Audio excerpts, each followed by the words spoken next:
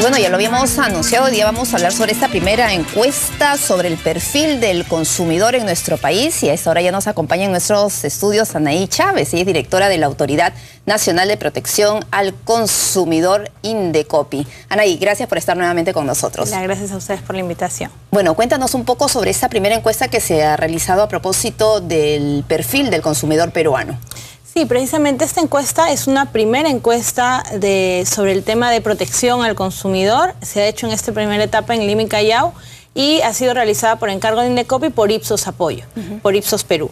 Ahora podríamos decir, discúlpame Anaí, que ya el consumidor de nuestro país y en especial los de Lima y Callao ya no son indiferentes como eran hasta hace un tiempo atrás.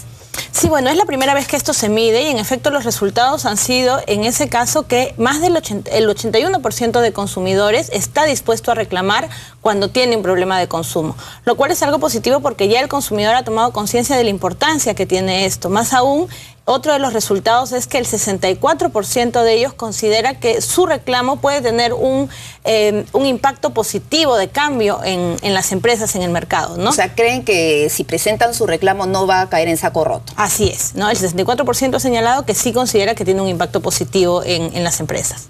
Ahora, hablando un poco sobre los niveles socioeconómicos, ¿cuál es la diferencia en el comportamiento del consumidor de los sectores AB, como se le llama, y de los CD? Sí, en el caso... ¿Cuáles son las preferencias? ¿Cuáles son los sectores que más les interesa? Claro, en este caso, en el tema de perfil de consumidor, nosotros lo que hemos evaluado es la habitualidad, primero para informarse, los mecanismos de información que usa para conocer diversos productos y servicios y qué es lo que valora entre calidad y precio. En el caso de los mecanismos que usa para informarse, el sector socioeconómico A y B utiliza principalmente la publicidad, ¿no? En medios de comunicación y las redes sociales Internet y redes sociales en un tercer lugar. Esto cambia sustancialmente en los sectores económicos de IE, donde el principal mecanismo de información de los consumidores es a través del contacto directo con el vendedor en las empresas.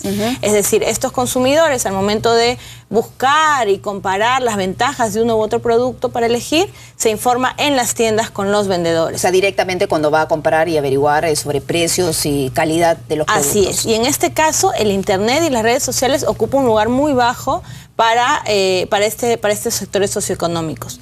En cuanto a lo que valoran más que calidad o precio, todos los sectores socioeconómicos señalan que valoran más la calidad sobre precio. Yo no tenía hasta hace un tiempo otra idea, ¿no? Que algunos decían que la mayoría de los peruanos o los consumidores tomaban más el tema del precio para ahorrarse pues algo de su presupuesto. Claro, evidentemente el precio va tomando una importancia mayor en los sectores socioeconómicos de IE, pero en el balance todos privilegian más la calidad por sobre el precio. Y en cuanto a productos, por ejemplo, me imagino que debe haber también una diferencia dependiendo de qué tipo de consumidores, si es que está más interesado en averiguar sobre o reclamar sobre el tema, si es de servicios o si es un sistema de bancos y financieras. Sí, eso se puede graficar en una de las preguntas que ha sido ¿qué sectores considera que debe ser más monitoreado por las autoridades, más monitoreado en general por el Estado?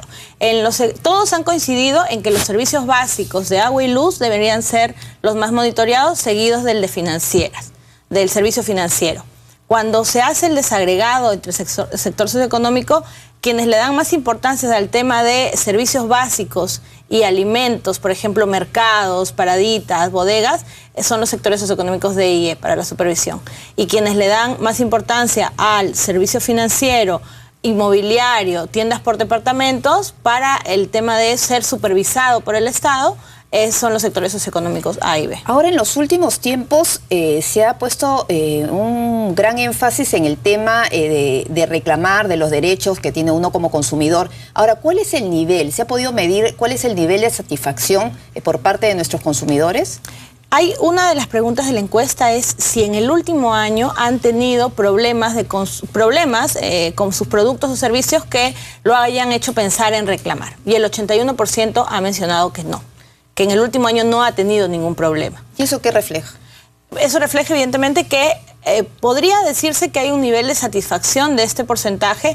Ahora, Una parte de esto simplemente puede no haber pensado en reclamar porque no tiene confianza, pero en la mayoría de casos el no haber tenido problemas que lo hayan pensado en reclamar sí indica que buena parte de las transacciones del mercado vienen siendo aceptadas de manera conforme por el consumidor. Vamos a interrumpirte un momentito porque tenemos que ir rápidamente con Jesús Reyes para conversar sobre la situación de las enfermeras de salud que están en huelga. Jesús, muy buenos días. ¿Qué es lo que ha pasado? ¿Levantaron finalmente la huelga o no? Todavía no hay visiones de que se levante la huelga. Las enfermeras se han concentrado aquí en el Paseo de los Héroes Navales y de aquí van a emprender una marcha hacia su sede principal en el Domingo Cueto. Estoy con Elmer Mascaró, secretario general justamente del Sindicato de Enfermeras, para que nos cuente un poquito sobre esta marcha denominada Marcha Nacional por la Dignidad de las Enfermeras. Sí, buenos días. Esta es la marcha nacional, el tsunami turquesa por la dignidad de la enfermera que trabaja en E-Salud. Justamente a 32 días de huelga, lo que nosotros estamos pidiéndole a la autoridad es que de una vez por todas resolvamos este conflicto, porque no es justo que las enfermeras estén en las calles y que seamos víctimas de toda una serie de medidas antisindicales. Ya tenemos cartas de preaviso de despido, tenemos iniciativas para que los médicos residentes reemplacen a las enfermeras instrumentistas en sala de operaciones. Se está contratando personal bajo condiciones no adecuadas, sin garantizar los procesos de familiarización del entorno de trabajo, sin la respectiva inducción, poniendo en riesgo a los pacientes. En realidad aquí hay una corresponsabilidad entre salud, porque definitivamente al negarse a atender nuestros pedidos principales es que definitivamente no se puede continuar avasallando a los pacientes. No podemos poner de excusa a los pacientes, nosotros jamás lo hemos hecho. Aquí estamos reclamando por el trabajo de la enfermera para que sea reconocido, ¿no?, en el clasificador de cargos sin ninguna diferenciación respecto a los otros profesionales de la salud. Ahora, señor Mascaró, si bien están reunidos acá, ustedes van a marchar ¿hacia qué punto? ¿Cuál va a ser la ruta que van a tomar ustedes para ir hasta la sede principal?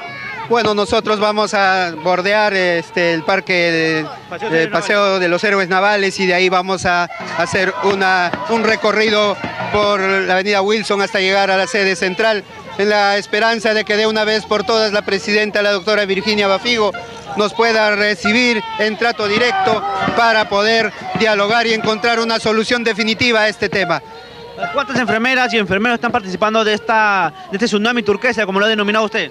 Bueno, mire, la verdad me falta la imaginación para calcular cuántos son, pero que calculo que pasan de 1.500 enfermeras en este momento y faltan todavía llegar, porque a pesar de las distancias y a pesar del esfuerzo que están haciendo cada una de ellas por llegar, nosotros los estamos esperando aquí para demostrarle también a la autoridad y a todo el país de que enfermería, cuando se une, no es capaz de ser dividida por ninguna fuerza. Jesús. Esta es una muestra de unidad, de disciplina y de lucha. ¿Solamente son de Lima nada más o de todo el país? Aquí tenemos representantes de las 118 bases del glorioso Sindicato Nacional de Enfermeras del Perú.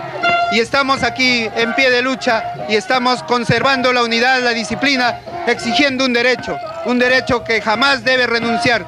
El derecho no se debe renunciar nunca. Jesús. Pilar, sí, Pilar, ¿cómo está? Solamente para confirmar, porque ayer había escuchado a unas enfermeras del interior del país que estaban iniciando una marcha de sacrificio hacia la capital. ¿Eso es cierto? ¿Van a llegar? ¿Cuándo? Señor Mascaró, ¿las enfermeras en provincias han iniciado una marcha de sacrificio y estarían llegando aquí a la capital o no?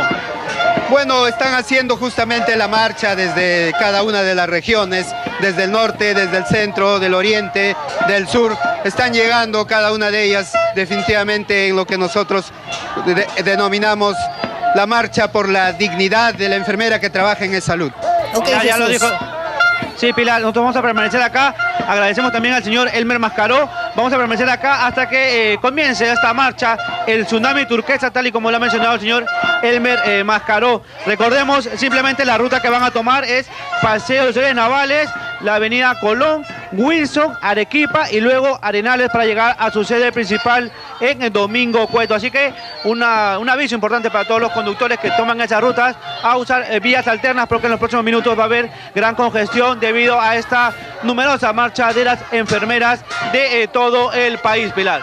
Gracias, Jesús, por esta información. Vamos a volver contigo y, por supuesto, con esta movilización de las enfermeras que ya llevan 32 días de huelga. Y vamos a retomar ahora la entrevista con Anaí Chávez de Indecopi. Y estábamos hablando sobre este perfil del consumidor, de esta primera encuesta que se ha realizado muy importante. Y ustedes han realizado una serie de campañas y, al parecer, está dando resultados sobre el tema hasta qué tan informados están los consumidores sobre sus derechos. Así es.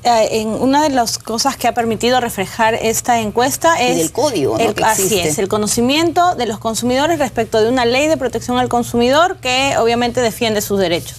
En este caso, el 45% de los consumidores ha señalado que conoce de la ley de protección al consumidor, que conoce sus derechos.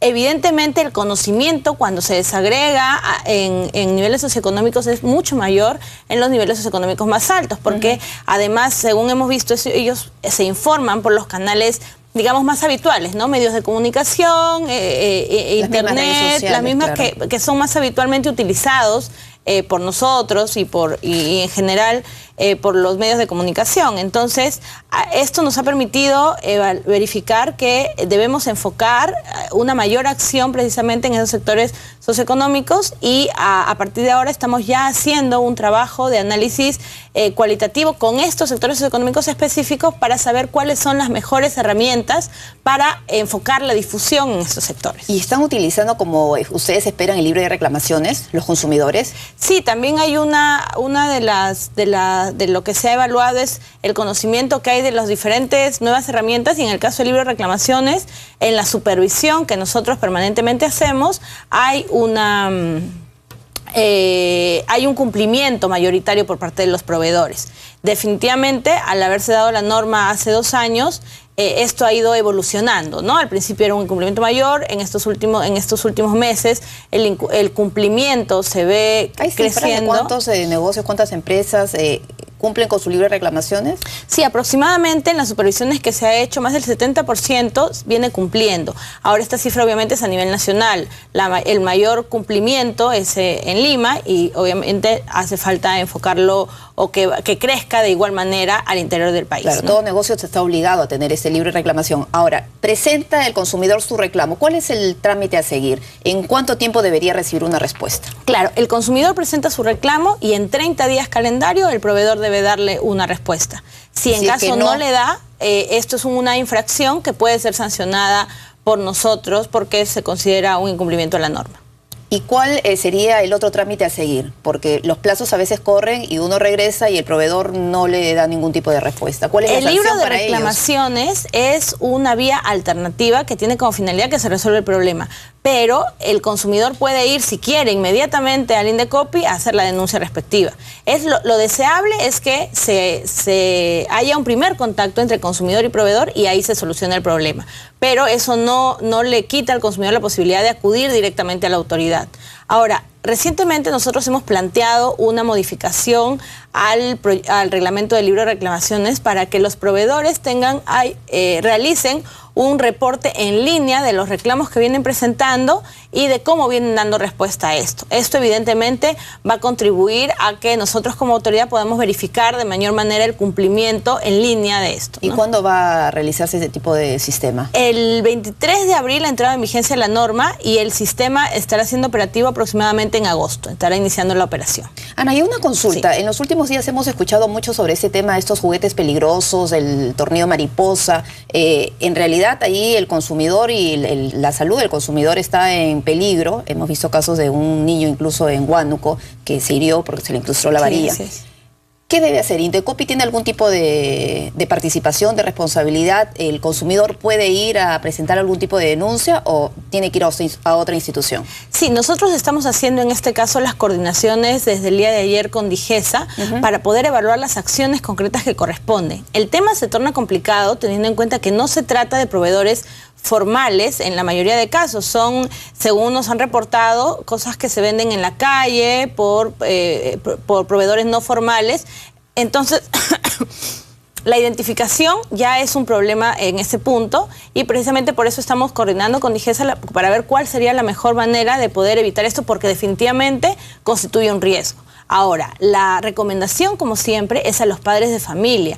En constantes campañas, tanto DIGESA, que es el órgano que se encarga del tema del registro de juguetes. Claro, pues son juguetes que no tienen, además de ser peligrosísimos, no tienen ni registro. Así es. Ayer lo tocaba y la varilla está completamente imperfecta y cualquier persona se puede hacer daño. Así es. Entonces, por eso las recomendaciones, tanto que todos los años venimos dando, todas las autoridades vinculadas al tema, es la recomendación general a los padres de familia de no comprar a los niños elementos que se pueden considerar riesgosos. Y el tema de puntas, de fierros que sobresalen de la superficie, definitivamente es algo riesgoso para los menores y más aún que si no están con la debida supervisión de los padres de familia, ¿no? Entonces, por un lado es la actuación de la autoridad que ya estamos evaluando para ver qué se hace, pero la recomendación es a los padres de familia también de evitar comprar este tipo de elementos, ¿no? Voy a volver al tema del libro de reclamaciones porque al final ya de la entrevista hemos recibido algunos tweets. Por ejemplo, Mario Romanet nos dice, algunos le temen al libro de reclamaciones, pero otros como Metro les resbala, me dice literalmente.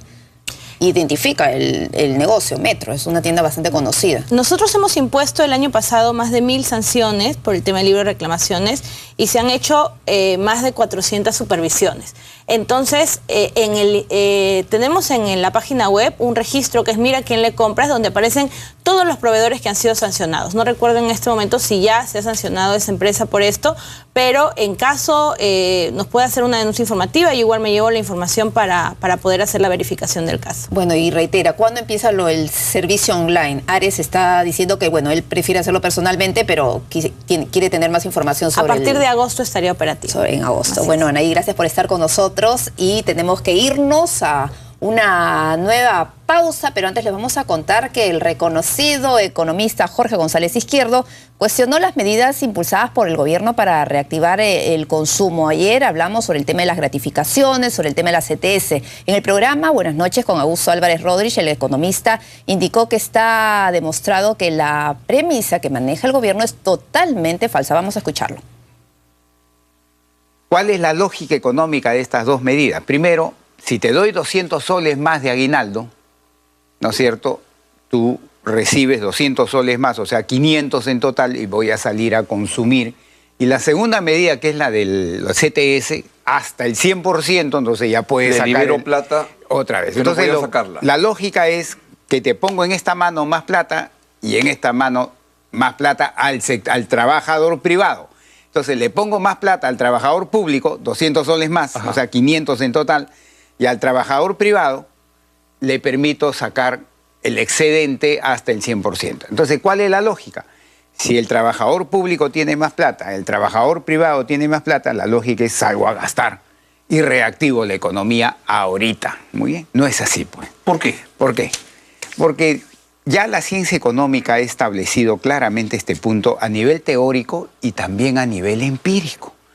Entonces, si el gobierno está pensando que estos ingresos que los trabajadores consideran transitorios, temporales, los va a llevar a salir a gastar, están equivocados. Lo van a hacer en una pequeña proporción y el grueso van a hacer lo que estamos comentando: pagar deudas atrasadas, prepagar deudas que están por venir y, por último, ahorrar. En otro momento, González Izquierdo dio detalles de cómo será la gratificación este mes, tanto para el sector público como para el privado. Así que escuche muy bien lo que dijo. Sí. Para el sector privado es así. Antes era así. Si yo ganaba un sueldo de 1000 soles, me dabas un sueldo de 1000 soles más. O sea que yo en julio y en diciembre te gano 2000 soles. Así es. Ahora es así. Voy a recibir mi sueldo de 1000 soles que recibo todos los meses, y como la gratificación va a venir abultadita, agrandadita. ¿Por qué? ¿Por qué? Porque ya no me van a descontar, en los primeros 1000 soles me descuentan impuesto a la renta, AFP. Correcto. Y seguro, y el aporte de la empresa al seguro social. Así es. En la gratificación te van a descontar el impuesto a la renta de todas maneras, pero ya no te descuentan AFP ni FP. y el 9% o el 6.5%, dependiendo de la empresa en qué régimen está, que se lo daba a salud, también te lo va a dar. Supongamos 9%. Ya. Entonces vas a tener un sueldo normal, te quitan el impuesto a la renta, pero ya no te quitan AFP, que puede ser 11, 12%. Claro. y encima te dan 9% más. Entonces vas a recibir un sueldo normal y un sueldo hinchado, un sueldo agrandado de gratificación. ¿En qué agrandado? En el 12% que ya no me retiras de AFP y me sumas 9% del aporte empresarial a E-Salud. Después de una noticia, ahora sí nos vamos a ir a la pausa comercial, ya regresamos.